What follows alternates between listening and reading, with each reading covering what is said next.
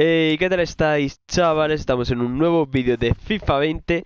Y sí, hoy os traigo un nuevo SBC, esta vez el de 11 primeros, que está dentro del de híbrido de ligas. Y antes de nada deciros que dejéis un muy buen like y una muy buena suscripción para que siga subiendo todos los SBCs. Ya sabéis que los estoy resubiendo todos, los tenéis abajo en la descripción para dejar un muy buen like, pasaros por ellos y ver la forma más barata de hacerlos. Antes de nada, lo digo porque luego la gente se queja de... No. Necesita lealtad. Los 11 jugadores necesitan lealtad, no hay otra forma de hacerlo. Este es complicadísimo y vale 12.500. Claro, si empezáis a meter iconos en un SBC que lo máximo que os va a dar va a ser 20.000 monedas, pues claro que vais a hacerlo sin lealtad, pero la gente que piensa que esto se puede sacar sin lealtad, pues bueno. Pero estos SBC no se pueden hacer sin lealtad, ¿vale? Así que nada. Empezamos, vale, 12.500, es el más caro y el que más jodido porque necesita lealtad. Y este Piatti, aprovecharlo porque a mí me ha costado 1.300 y está aún en la... Es decir, se ha cambiado de liga, es decir, tenéis que comprar rápido el de la MLS.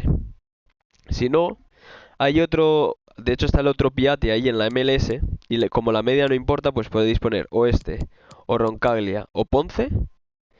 Uno de ellos único y intentar conectarlo. Así que nada, empezamos por Ponce, Piatti, Paredes, Biglia, Sambueza, Zuculini, Chervi, Martínez, Lisandro Martínez. Aprovechad a ver el nombre ya que lo pongo ahí y el precio. Abraham, Roncaglia y Gazzaniga. Así que nada, chicos, vamos a enviarlo. Que de hecho nos da un sobre de 50.000. A ver qué maravilla nos da, pero... De momento ni un caminante. Ya habéis visto todos los SBCs, pero ningún caminante, así que bueno. Confiemos en que aquí se venga la suerte.